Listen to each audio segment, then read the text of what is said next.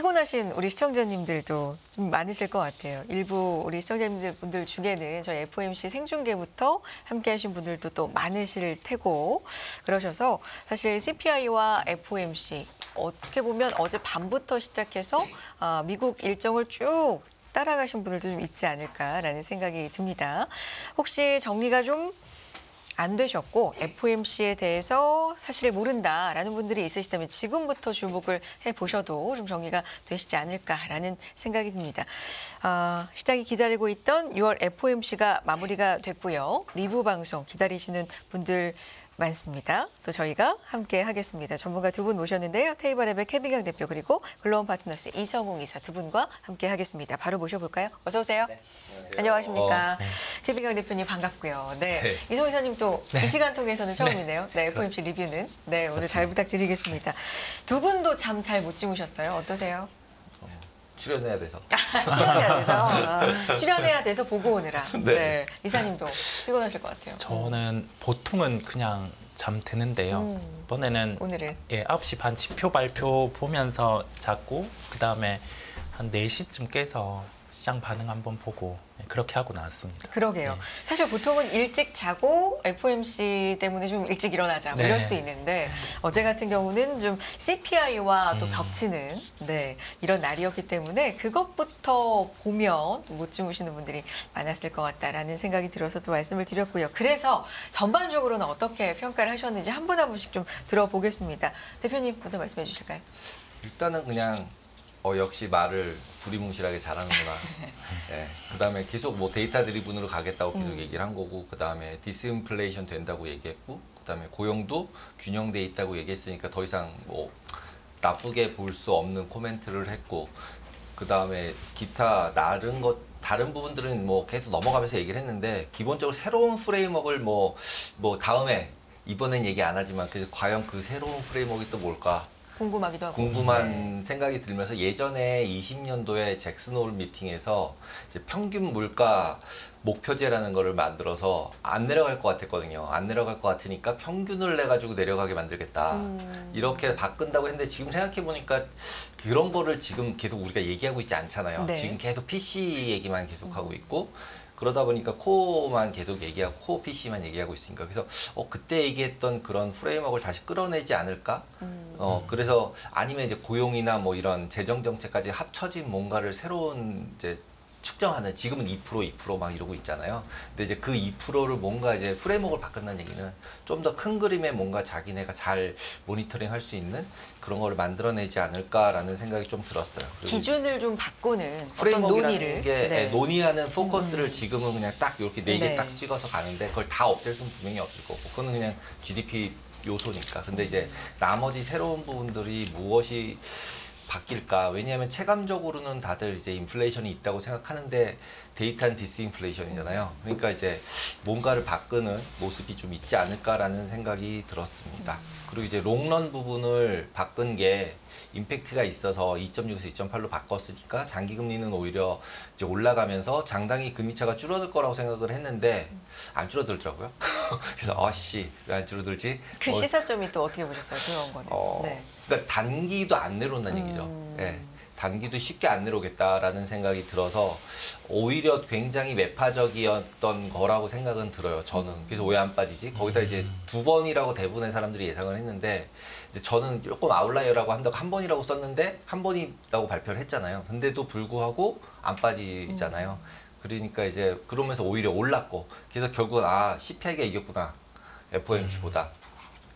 그런 생각이 들었었습니다. 그리고 이제 끝나고 나서 오히려 한 번 정도 잠깐 이제 파월 연설 끝나고 나서 잠깐 내렸다가 다시 올라가다가 이제 끝부분이 좀 내렸는데 또 끝내고 났더니 또 이제 브로드컴이 나와가지고 다시 올리더라고요. 그래서 그 역시 세구나. 팔면 안 된다. 숏은 안 된다. 네, 숏은 안 된다. 이게 오늘의 그냥 전체 그냥 견해였습니다. 전반적으로 시장을 보면서 또 얘기를 들으면서 느끼셨던 부분들 들어봤고요. 이사님은 어떻게 보셨는지 궁금합니다. 저번 주 지표 발표를 보고 생각을 했던 게 월요일에서 목요일 고용 지표 발표 전에 뭐 졸트라든지 이런 지표를 봤을 땐 그래도 이번 뭐 금리에 대한 톤 자체가 이렇게 좀 낮아지는 면들이 있으니까 그래도 시장에는 우호적이구나라고 생각을 했고 실제 우리나라 시장 반응도 외국인 선물 매도가 나타나다가 월요일에서 목요일 데이터를 보면서는 이제 선물 매수 같은 경우가 들어왔었거든요. 그런데 금요일 데이터는 예상 외로 고용이 강했다 보니까 이번 주에 우리나라 시장에 넘어오면서 고민을 했던 부분은 그래도 반등이 나왔던 성장주 같은 경우가 무게가 가중이 될까라는 고민의 한켠에서 반대로는 금리가 하락 기조죠. 이제 금리를 중립에서 인하할 수 있는 이 상황 안에서 보통 단기적으로 금리가 반등이 나올 때 시장에서는 조금 더 명확한 쪽에 초점을 맞추다 보니 그러면 실적 관련된 업종이 강할 수 있겠구나라고 생각을 하고 왔었고 실제 시장 흐름 자체는 실적 관련주들로 수급이 쏠리면서 외국인 선물 같은 경우는 좀 매도에 대한 부분에 무게가 있었어요. 그런데 어제 시장 같은 경우는 장 막판에 선물에 대한 매수 부분 프로그램이기는 하지만 그 다음에 오늘 지수 변경이 있다 보니까 그와 관련된 부분에 수급이 들어왔기는 하지만 국내? 네, 순매수로 국내 같은 경우는 들어왔거든요. 그러면서 이제 FOMC 회의 그다음에 물가지표 발표 이걸 놓고 봤을 때 FOMC 회의 같은 경우는 저는 실제 이 금리에 대한 톤을 발표하고 시장 반응을 연결해서 봤습니다. 물가지표 발표를 하고는 당연히 금리 같은 경우는 10년물 국채가 떨어지는 흐름이었고 발언은 조금 예상보다는 조금은 톤이 강했어요. 강해서 저도 말씀해 주신 것처럼 시장 자체가 짧게 변동성이 커질 수도 있어 보이는데 라고 생각했는데 미국 시장의 참여자 또한 역시 크게 흔들리지는 않았어요. 왜냐하면 올해 같은 경우는 한 차례 인하할 수 있는 부분을 열어놨고 내년에 그래도 좀 올해 못한 부분 같은 경우를 이렇게 할 수 있다는 부분을 열어둬서 시장 반응은 그에 좀 내년으로 좀 밀어놓은 것으로 보이고요. 데이터를 봤을 때 연준이 좀 공격적으로 하기에는 금리 인하를 공격적으로 하기에는 아직 데이터가 명쾌하게 이렇게 나오고 있지 않은 상황이다 보니까 조금 주저한 것으로 보여요. 그 다음에 대선도 있다 보니까요. 그러면 시장의 결부에서 우리가 생각을 해보면 연준에 대한 스탠스 같은 경우는 톤이 좀 무겁기는 했지만은 시장 반응은 미국 시장 또한 실적을 바라보는 관점이었죠. 그 다음에 성장주에 대해서 좀 열려있는 부분이었고요. 그래서 빅테크 쪽으로 수급이 더 몰리는 모습이었고 장 마감 이후에 실적 발표한 기업들 같은 경우도 호전적인 실적이 나왔죠. 빅테크 군입니다.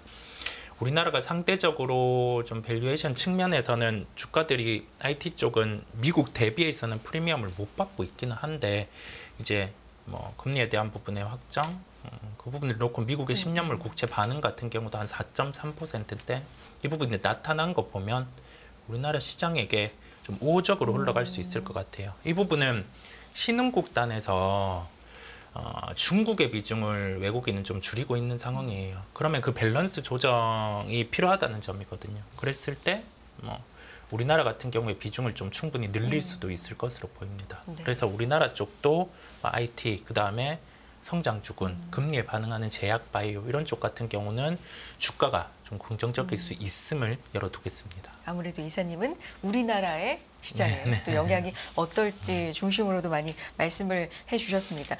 파월 의장의 발언을 좀 놓고 보면 크게는 인플레이션 쪽, 노동시장 쪽, 또 기자회견에서 나왔던 얘기들 이런 부분을 좀 요약해서 볼 수 있을 것 같은데 일단 인플레이션 같은 경우는 예상 가능했던 얘기들을 네. 좀 한 것 같아요. 목표를 향해서 상당한 진전을 보이고 있는데 2%를 향해서는 아직도 좀 더 많은 데이터, 확신이 필요하다라고 얘기를 했고요. 현 금리는 긴축적 수준이 그럼에도 불구하고 분명하다. 경제 전망은 좀 불확실하다. 이런 얘기를 했는데 오늘 같은 경우도 사실 FOMC도 FOMC지만 초반에 CPI에 채권 금리가 더 격하게 좀 반응을 하는 흐름을 보였거든요.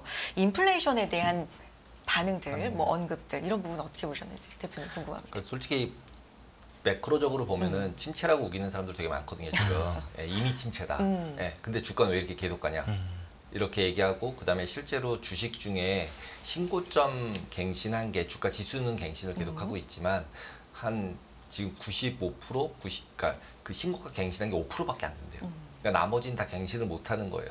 그러니까 빅테크가 완전히 끌고 가서 지금 계속 지수들을 신고가를 갱신하고 있는 거지. 그러니까 실질적으로 미국 같은 경우도 양극화가 계속 되고 있다고 봐야 되고, 예, 이런 상황이기 때문에 침체가 계속 올 거고, 결국은 침체 없이는 2% 못 간다. 이런 이유들이 굉장히 많아요. 그럼에도 불구하고 기본적으로 AI 팀이 너무 크기 때문에 계속 푸시해서 올라가고 있는 거잖아요. 예, 그런 상태를 지금 현재로 봐서는 특별하게 뭐 반대로 해석하기는 굉장히 어렵다. 그러니까 원래 그러니까 트렌드 이즈 마이 프렌드잖아요. 추세가 그냥 내 친구니까 그냥 믿는다는 표현보다는 침체 쪽이 너무 많다. 뭐 이런 여러 가지 것들을 보시기보다는 전체 추세에 따라서 가주시는 게 지금은 맞는 것 같습니다.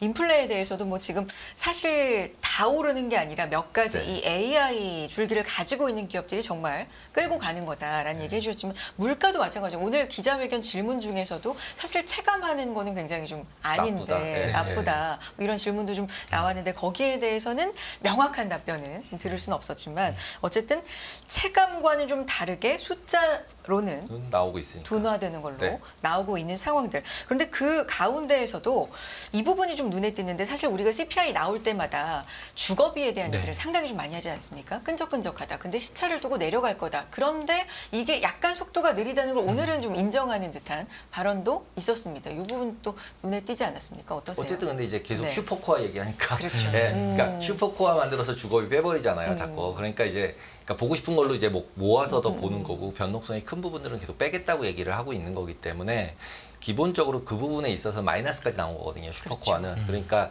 실질적으로 지금 현재로 디스인플레이션이라는 걸 넘버로는 아니다라고 얘기하기는 굉장히 어렵다. 그러니까 파월이 얘기한 걸로 봐서는 지금 되게 좋다라고 표현을 솔직히 한 거거든요. 지금 이 정도로만 계속 가주면은 나는 해피하다.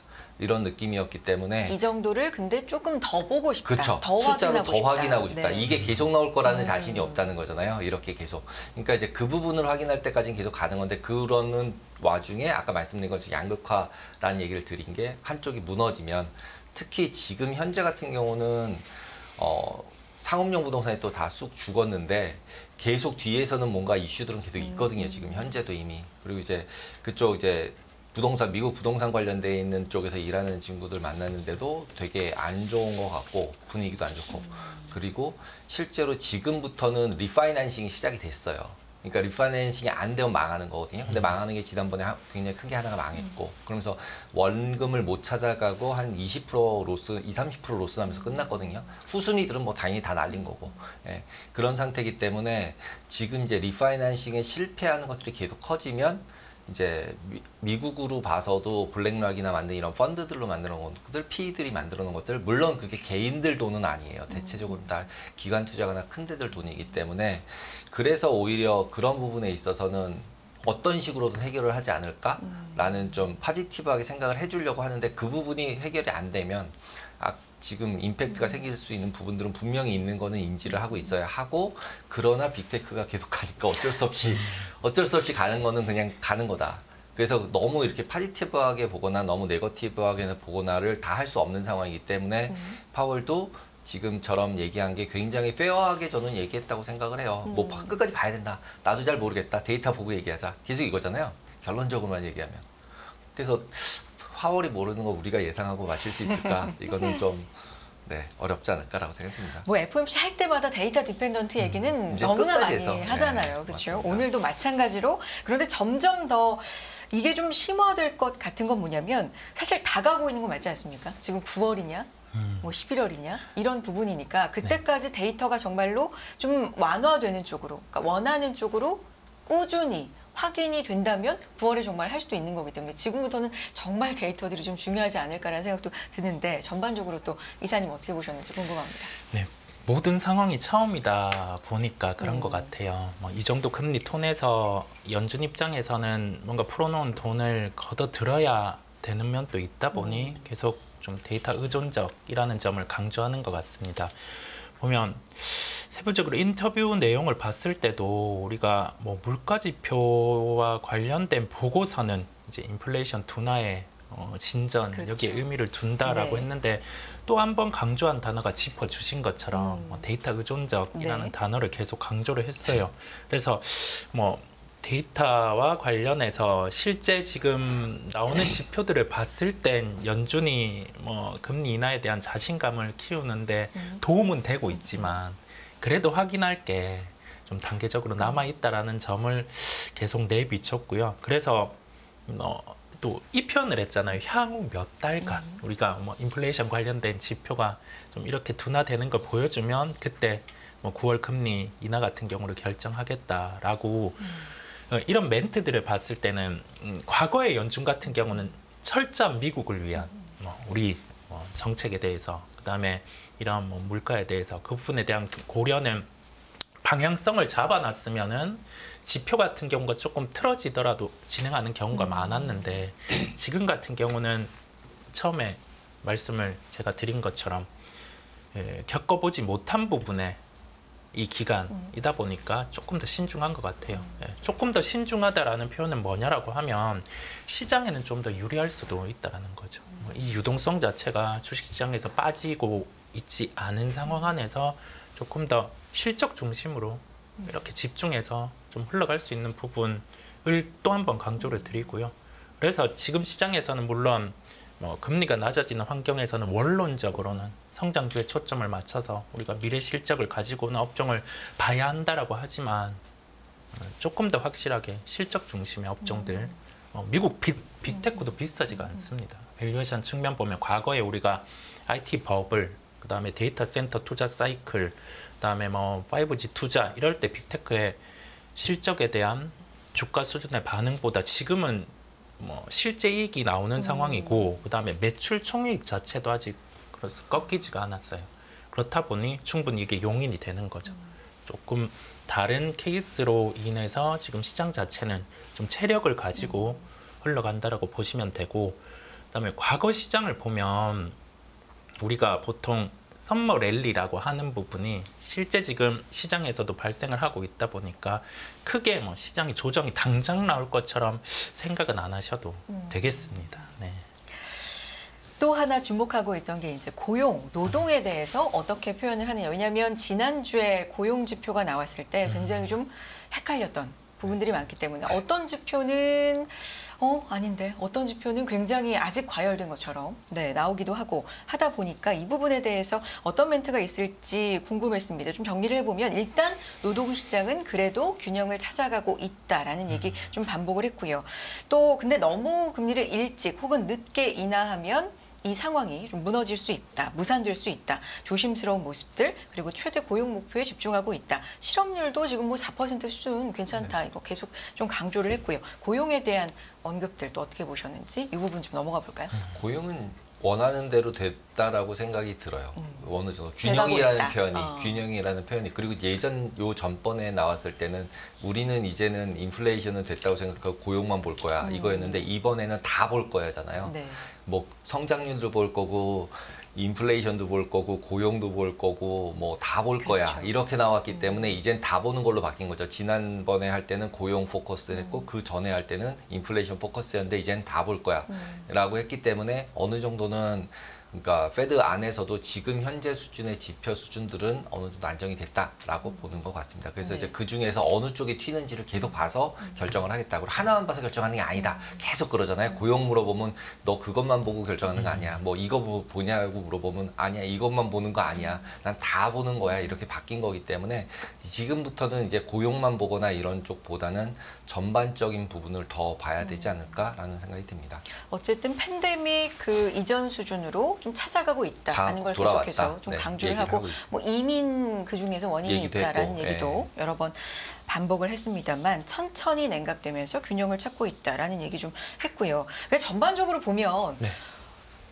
그 내릴 이유가 아직은 없다. 네, 없죠. 라는 게 요약 아닐까요? 아직은 내릴 이유를 못 찾고 있다. 네. 경제도 뭐 강하고 좋고 노동시장도 균형을 찾고 있고 인플레도 적당히 내려가고 있고 그냥 이런 좋은 모습을 꾸준히 좀 더 보고 싶다. 지금은 이유가 없다. 어떻습니까?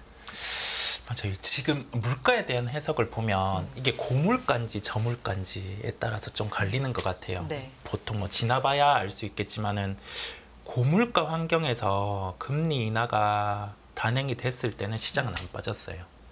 근데 고물가 수준에서 금리 인상 같은 경우를 단행을 할 때는 시장은 빠졌었거든요.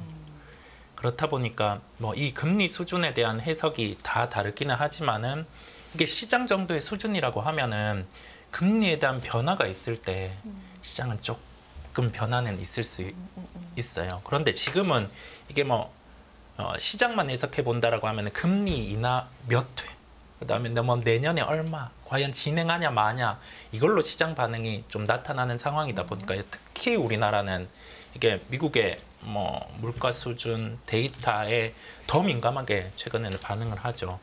그렇다 보니까 결론은 뭐냐라고 하면 뭐 이게 금리에 대한 인하의 진행 도대체 언제 뭐 여기에 초점을 맞추기보다 나오는 데이터들 이게 시장에 어떤 영향을 미치느냐 그 부분을 우리나라 시장 기준으로 좀 생각을 해볼 필요가 있겠고요.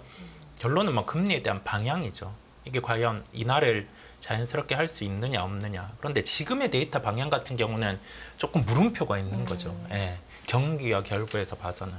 그래서 약간은 뭐 외국인 같은 경우도 예년 대비해서 신흥국의 매수 강도는 강하지는 않은 것 같아요. 그래서 선진국으로 조금 더 가는 거죠. 왜냐하면 아직은 지표 자체가 이렇게 좀 위험도를 더 키울 만큼은 확실하지 않다 보니까. 예, 그래서 좀 지표를 지켜보면서 시장에 대한 부분에 비중 조절은 나타날 것으로 보입니다. 그래서 결국에 이제 오늘 또 시장이 주목하고 있던 점도표상에서는 기준금리는 동결 그대로 유지지만 3번 이하에서 한 번으로 이건 사실 어떻게 보면 시장이 굉장히 매파적이다라고 해석할 수 있는데 다른 부분에서 그 앞서서 나왔던 CPI가 일단은 굉장히 좀 중요한 큰 영향을 미쳤던 것 같고 발언도 이렇게 저렇게 좀 균형을 맞춰 균형을 맞춰가면서 여러 가지로 좀 균형적이었다라는 생각도 들긴 하는데 점도표만 좀 보자면 19명 중에 사실 제가 그 8명은 2번에 찍었거든요. 근데 이제 전반적으로 보면 이제 3번에서 한 번으로 줄어든 건데 그래서 점도표에 완전히 목매일 필요도 없다라는 건 변할 수 있다라는 걸 또 암시를 한 걸까요? 1월 달에 확실히 봤잖아요. 네, 확실하게 우리가 이미 기억나는 걸로도 이렇게 틀린 적 별로 이렇게 많이 다르게 바뀐 걸 봤나 이런 생각이 조금 들어요. 오늘도 변했으니까. 오늘도 그러니까 이제 1월 달 대비 1월부터. 지금 바뀌었을 때 점도표는 그대로 있었는데 시장에서는 그렇죠. 6번이었는데 시장에서는 지금 이제 2번으로 바뀌었잖아요. 그러니까 시장은 계속 볼로타일한데 오히려 점도표나 아니면 페드 멤버들의 변동성은 훨씬 적죠. 그러니까 저희가 보통 책에 나오잖아요. 뭐 강아지가 뭐 줄 끌고 다니고 이런 것처럼 기본적으로 시장에서 있는 채권 금리들은 계속 움직이는 거고 페드나 이런 분들은 어쩌다 한 번씩 한 달에 한 번씩 만나고 좀 길게 보면서 점만 찍어주고 있는 거잖아요. 그래서 그 움직이는 거 따라가는 방식들이나 변동성 자체가 다르기 때문에 그거를 페드 점도표를 무조건 믿거나 아니면 페드 와치에 나오는 확률 변동 부분을 정확히 무조건 믿고 따라간다기보다는 페드와치에서 나오고 있는 건 그게 지금 채권 가격이다라고 생각을 하시면 되고 점도표에 찍은 거는 내가 봤을 때 예상이다 이렇게 두 개를 봐서 비교하면서 그냥 그때그때 맞춰서 매매 기회를 찾을 때 시장이 너무 과하게 쏠린 거 아닌가? 지금도 어떻게 보면 한 번이어야 되는데 지금 2번이라고 찍어주고 있는 거잖아요. 페드는 한 번이라고. 연초에는 페드는 3번이라고 하는데 시장은 4번, 5번이었고 6번이었나요? 거의 6번이었어요. 최대만 나왔을 때. 그러니까 그렇게 됐던 것들이 끝나고 보니까 페드가 이겼죠, 이번에. 예, 원래는 페드가 질 때가 훨씬 더 많았는데 페드가 이번엔 이긴 거기 때문에 지금도 결국은 시장은 오히려 금리 인하하는 쪽으로 더 베팅을 해주고 있고 역시 시장은 불리시한 쪽을 원한다. 왜냐면 6번이었다 줄였어도 지금도 3번 에서 한 번으로 줄인 것도 2번이나 줄인 거니까 그런 식으로 반응을 해주는 게 맞는 것 같습니다. 현재는 그러면 지금 반응을 봐도 그렇고요. 9월 이나 이쪽으로 시장은 많이 시장은 9월 이나라고 얘기를 예상을 계속 하고 있죠. 있는 상황이죠. 근데 이제 9월 이나가 그 확률 볼 때 말씀드릴 때 이렇게 인하한 거 안 한 거, 인하한 거 안 한 거 두 칸씩 나오잖아요. 네. 근데 보면은 11월까지는 인하 안 한다 한다의 두 개가 묶여져 있어요. 그러니까 얘네들은 뭐 지표가 바뀜에 따라서 왔다 갔다 하면은 갑자기 안 바뀌게 바뀔 수 있어요. 근데 12월 같은 경우는 인하를 하는 그러니까 고정된 쪽이 아닌 한 칸 내려와서 두 쪽에서 왔다 갔다 하고 있어요. 그러니까 이제 제 생각에서는 좀 더 시장 자체도 12월에 한 번은 할 거야. 그래서 저는 그냥 몇 번이냐고 이제 질문지 왔을 때 연말에 네. 그러니까 이번에 점도표에서 한 번 할 거 같냐, 두 번 할 거 같냐라고 하는 걸 예상해서 써달라 그랬을 때 그래서 저는 그냥 12월 한 번 할 거다라고 찍어서 그냥 썼었거든요. 어차피 모르니까 그냥 보이는 거대로 쓰는 거죠, 뭐 그냥. 그래서 한 번. 그래서 한 번 그래서 이랬는데 한 번. 그냥 네. 진짜로 한 번이라고 지금 이제 나온 거거든요. 그러니까 지금 보실 때 그런 식으로 그냥 해석을 하시면 될 문제지 이거를 너무 이렇게 예상을 하거나 이러기는 되게 어렵다. 패드도 예상은 못 하는데 우리가 뭘 어떻게 길게를 알겠습니까? 그래도 우리의 일이잖아요. 네. 그런 거 예상해보고 분석해보고 네, 함께 얘기해보고 어쨌든 그리고 9월 11월이라고 좀 유력하게 나오고 있는 걸 그렇게 만약에 놓고 보자면 11월은 이제 또 미국 네. 대선이 있기 때문에 이것도 물론 연준이 뭐 독립적인 기관이다 강조를 하지만 영향이 있다라는 게 또 시장의 분석이니까 이 부분은 어떻게 보십니까? 그럼 9월 가능성이 좀 더 높은 건지. 네, 뭐 가능성은 그렇게 열어두는 것 같아요. 근데 이게 데이터 안 나오면 철저히 안 할 것 그렇죠. 같습니다. 왜? 대선 변수가 있다 네. 보니까. 그다음에 대선이 있던 미국 시장 같은 경우는 이게 유동성도 그렇고 주식시장도 그렇고 평균보다 75%가 더 강했어요. 강했단 말이거든요. 그러면 이게 데이터를 봤을 때 그다음에 과거에 뭐 유사한 유동성의 사례들을 봤을 때 크게 시장은 불리하기보다는 유리하단 말이죠. 나머지 뭐 데이터의 상황들 같은 경우도 그렇게 불리한 상황은 아니다 보니까 연준은 공격적으로 지금 인하를 단행을 하지는 않을 것 같아요. 충분히 또 이제 뭔가 변수가 있을 수 있다 보니까 대선요. 그래서 조금 더 확인, 특히 강조해 준 부분이 뭐 데이터 의존 이거를 또 계속 강조하면서 진행을 할 것 같습니다. 충분히 보겠다. 네. 그래서 지금 같은 경우는 급할 이유도 없고 급해서도 안 된다라는 걸 좀 많이 강조를 하고 있는 것 같은데 그런 와중에 시장은 뭐 나스닥, S&P 500 제가 계속 방송하면서 지금 사흘째 네. 그렇죠. 최고가다라는 경신했다. 오늘도 경신했다. 이런 얘기를 좀 해드리는데 어떻게 봐야 됩니까? 지금 금리 상황과 시장 상황과 좀 따로 가는 거라고 봐야 될까요? 아니면 지금 같이 가고 지금은 있는 아까 겁니까? 말씀하신 것처럼 AI? 저는 그냥 실적이 맞다고 생각을 합니다. 실적. 그러니까 금리보다는 실적으로 움직이기 시작한 게 이제 꽤 됐고 몇 달 된 것 같고요. 그냥 전체적으로만 보면은 거기 안에 이제 빅테크들이 실적을 낼 거냐 못 낼 거냐에 대해서 물음표를 던졌었는데 실질적으로 숫자를 보여주고 있기 때문에 나머지 애들이 죽든지 말든지 실적 보여주는 애 따라가는 거고 금리를 계속적으로 스테이플 온 거를 한다고 했을 때도 빅테크 애들은 안 망할 것 같고 그러니까 이전에도 한번 안전자산이라는 얘기를 계속 했잖아요. 그러니까 이제 나머지 95%가 다 망할지언정 얘네들은 안 망한다라는 이제 확실한 신념들이 생기는 것 같은 느낌이에요. 그래서 엔비디아, 그다음 마이크로소프트, 애플 세 개는 거기다 생각해 보면 그 세 개가 그 글로벌 기업이지 미국 기업이 아니잖아요. 예. 거기다가 어떻게 생각하면 유럽도 전부 다 구글, 우리만 네이버 쓰지 다 구글인 거잖아요. 예. 그 다음에 전화기도 마찬가지로 이제 다 갖고 싶어 하는 게 애플인데 조금 싸서 그냥 안드로이드 쓰는 경우도 되게 많고 그냥 애플이 싫어요. 안드로이드 쓰는 경우 많고 그런 상황이기 때문에 조금 이제 AI가 커버가 되고 있지만 그거를 실제로 이제 사용자 면에서 갔을 땐 결국 전화기나 온디바이스로 그냥 갈 수밖에 없는 상태이기 때문에 그 부분에 있어서도 그래서 애플이 되게 두 가지를 다 이제 첫날은 완전 혹평이었다 갑자기 이틀 동안 오르니까 갑자기 다 분위기 다 바꿔주는 모습을 봤을 때 실질적으로 시장은 충분한 올라가고자 하는 포텐셜이 굉장히 크다가 맞는 것 같고요. 전체적인 그림 자체는. 근데 그거에 있었을 때 봐야 될 게 어쨌든 유동성 자체를 많이 근본적으로 유동성이 제일 중요하니까 유동성을 줄이고 있냐고 생각하면 유동성을 안 줄이고 있거든요. 글로벌리 봤을 때. 미국이 줄여도 중국이 이제 풀기 시작을 했기 때문에 어쩔 수 없고 그리고 유럽만 망가질 것 같고 유동성을 더 관리하겠다고 죄는 곳이 오히려 유럽이기 때문에 그렇게 살면 안 돼. 잘못하면 독일처럼 될 수 있어요. 옛날에 우리 봤잖아. 이러면서 이제 유럽은 계속 타이트닝을 주의해서 관리를 하고 있거든요. 그러니까 이제 그런 면에서 봤을 때 하다 보니까 금리 인하도 이제 유럽 같은 경우는 보험성을 한 거라고 계속 얘기를 하고 있잖아요. 계속 이렇게 내리는 거 아니야. 한번 이렇게 내려본 거야. 어떻게 되나. 연속은 없다고. 네, 그거 봐야 된다. 거기도 데이터 네네. 내가 내리긴 내렸지만 원래 데이터상으로는 안 내려도 되는데 내가 내린 거야라고 얘기를 해준 거거든요. 그게 이제 저는 이제 그러니까 미국도 내리면은 저렇게 내려야 되는 거죠. 유럽처럼 잘못될 것 같아서 내가 미리 내려서 미리. 너네가 괜찮게 이제 살 수 있게 이제 그러니까 경제가 무너지지 않게 관리하려고 내린 거지. 흔히 우리가 보험성이라고 보험성이라고 얘기하는. 얘기하는 네. 그거지 실제로 아니야라고 분명히 생각을 할 거기 때문에 그 타이밍을 계속 보고 있는 거라고 생각이 들어요. 근데 어쨌든 자금이 미국에서 다른 나라로 흘러가지를 못하고 있기 때문에 미국에서 내릴 이유가 없는 거죠. 그러니까 이제 달러 강세, 달러 약세 부분이 제일 중요하게 하는 거고 파월도 얘기할 때 이제 질문에서 이제 달러 강세되는 거가 영향력이 있는 거라고 생각하지 않냐 이런 질문이 있었어요. 저는 기본적으로 요즘 들어서 환율에 대해서 관심이 많아서 근데 난 모르겠다.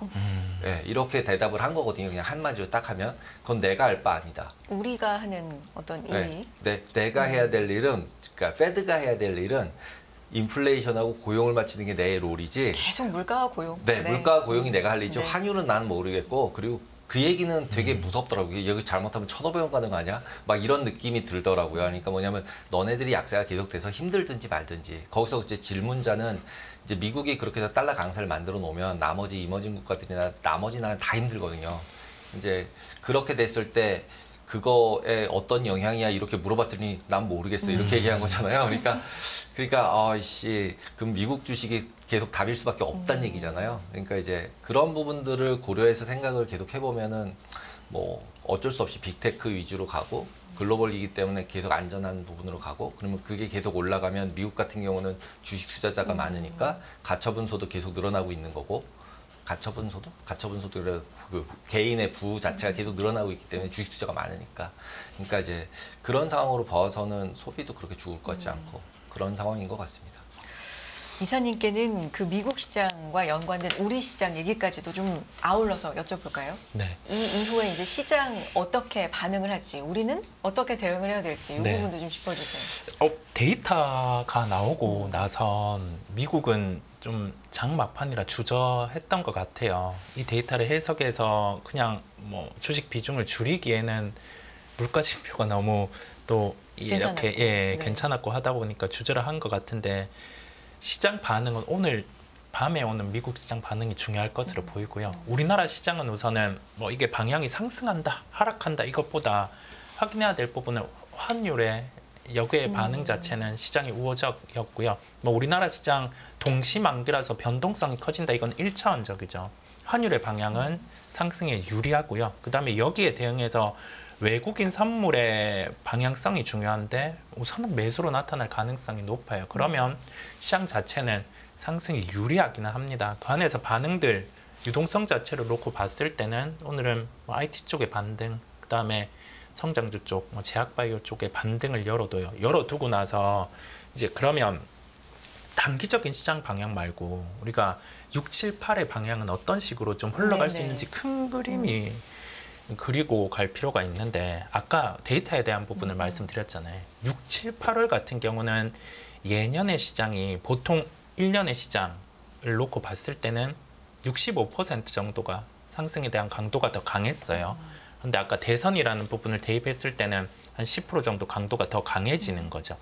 그렇다 보니까 그때 그 75%의 데이터가 더 이게 보면은 쫙 이렇게 흩어져 있을 거잖아요. 상승에 대한 강도가 더 강했던 적은 뭐냐면 전체 기업에 대해서 그 핵심 기업 상위 10% 실적이 나오는 기업의 어닝의 추정치가 올라갔다는 점이에요. 그런데 지금 또 동일한 현상이 나오고 있거든요.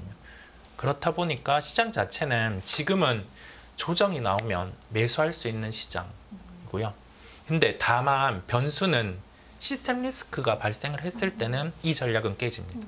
근데 지금은 그게 아니란 말이죠. 그렇다 보니까 큰 시장의 틀, 이번에 6, 7, 8월 시장 같은 경우는 뭐 데이터가 어떤 데이터가 나와서 조정이 나온다라고 했을 때는 주식 비중을 늘릴 수가 있는 겁니다. 예, 그렇게 좀 대응을 하고 가시면 좀 유리할 것으로 보입니다.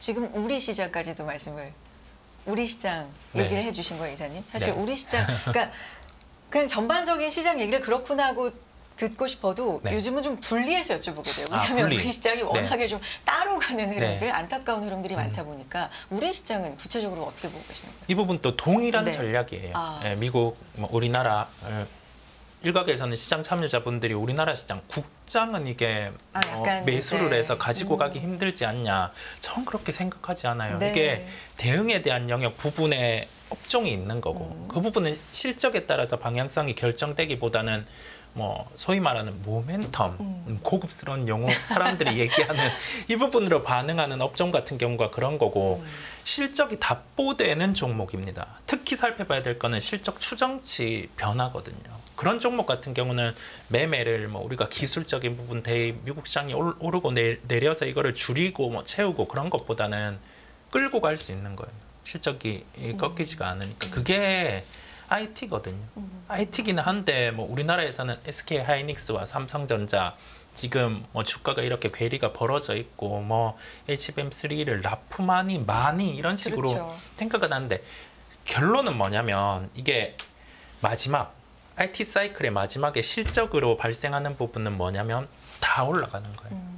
범용, 그다음에 뭐 HBM, 그다음에 뭐 비메모리, 그다음에 디바이스 이쪽의 실적들이 다 잘 나오고요. 예년치 대비해서 보통 한 10% 정도 이상 다 잘 나오고 그리고 나서 실적 깨지면서 주가는 밀립니다. 예, 그렇다 보니까 너무 우려하지는 마시고 지금 실적 추정치의 상향 강도가 가장 강한 건 우리나라에서는 IT, 소비재 중에는 뭐 화장품 뭐 이런 쪽은 있는데 IT 중심은 좀 놓지 마시고 예, 보시면 괜찮으리라 생각이 듭니다. 알겠습니다. 시장에 대한 얘기까지 해봤고 짧게 이제 이렇게 금리 경로가 물론 바뀔 수 있다고 뭐 예상을 다들 하고 있고 의장도 그렇게 얘기를 합니다만 어쨌든 지금 상황에서는 9월 예상 나오고 있는 이런 상황이라면 한국은행 같은 경우는 어떤 선택지가 좀 있을지 이 부분도 짧게 좀 얘기해 볼까요? 대표님 어떻게 보십니까? 내려야 되지 않을까요? 네, 우리나라는 내려야 될 것 같은 분위기인 것 같습니다. 언제? 따라서? 뒤따라서? 아니요. 그냥 뭐 먼저? 미국이 내리든지 말든지 일단 아. 우리는 내려야 되는 상황인 것 같은 상황인 것 같습니다. 전반적으로는 그냥 경기 상황으로만 보면. 근데 이제 미국 따라서 내리거나 미국 따라서 올리거나 하기에는 뭔가 안 좋은 느낌인 것 같아요. 우리나라는. 예, 그래서 빨리 내리지 않으면 오히려 임팩트가 있을 수도 있는 상황이지 않을까? 오히려. 좀 선제적으로 내리는 게 먼저 내리는 필요해 게 맞는 보인다. 상황인 것 같아요. 어떤 걸 근거로 지금 느낌이라고 일단 말씀해 부동산이랑 주셨는데. 이런 부분에 있었을 때도 그렇고 뭐 여러 가지 이제 뭐 그러니까 저희가 느끼는 체감하는 경기들이 너무 나빠진 상황인 것 같아요. 예, 그러다 보니까 기본적으로 미국이 내릴 때까지 기다리면 그렇다 그래서 지금 어차피 원화 약세가 계속되고 있거든요. 엔화랑 원화는 너무 약세가 되고 있는데 여기서 금리 내린다고 우리가 일본처럼 더 약세가 될 거냐라고 생각을 해보면 내려도 약세가 어차피 있고 올려도 그냥 유지해도 계속 약세면 환율 더 약세 돼봤자 이미 그걸로 보고 있지 않은 것 같으니까 그러느니 그냥 경기를 살리는 쪽으로 돌리는 게 그래서 그냥 우리나라 기업들의 실적이 좋아지는 게 그냥 그게 더 오히려 한국 주가엔 더 낫지 않을까? 그리고 경기 살리는 쪽에도 더 낫지 않을까? 물론 인플레이션 부분이 우리나라도 있어서 문제라고는 그렇죠. 하지만 그것보다 일단은 비교해서 살리기는 어렵다. 돈을 풀든지 미국처럼 돈을 팍팍 찍든지 아니면 금리를 내리든지 둘 중에 하나인데 돈을 찍기도 쭉 찍었잖아요. 솔직히 찍었으니까 지금에서는 오히려 그냥 금리 정책을 하는 게 더 맞지 않나라는 개인적인 생각입니다. 최근에도 총재 이제 얘기를 보면 하반기 물가가 2.3%, 뭐 2.4% 정도 도달하면 인하를 고려한다라고 했기 때문에 이제 한국은행 물가에 굉장히 네. 초점을 맞추고 있는 상황인데 대표님은 선제적으로 내려야 된다라는 네, 보험을 우리도 들어야 된다. 네. 네. 보험이 좀 필요하다. 네, 보험이 필요하다. 라는 말씀해 주셨는데 이제 뭐 동의하세요? 아니면 좀 다른 의견이신가요? 다른 의견은 특별히 없습니다. 네. 다른 의견은 특별히 없고 우리나라 특히 금리의 결정보다 우리나라는 집중하는 게 그거더라고요. 금리하고 나서 총재님의 발언 어떤 식으로 좀 뉘앙스를 보이냐 늘 거기에 초점을 맞춰서 보고는 있는데 지금 낮춰야죠.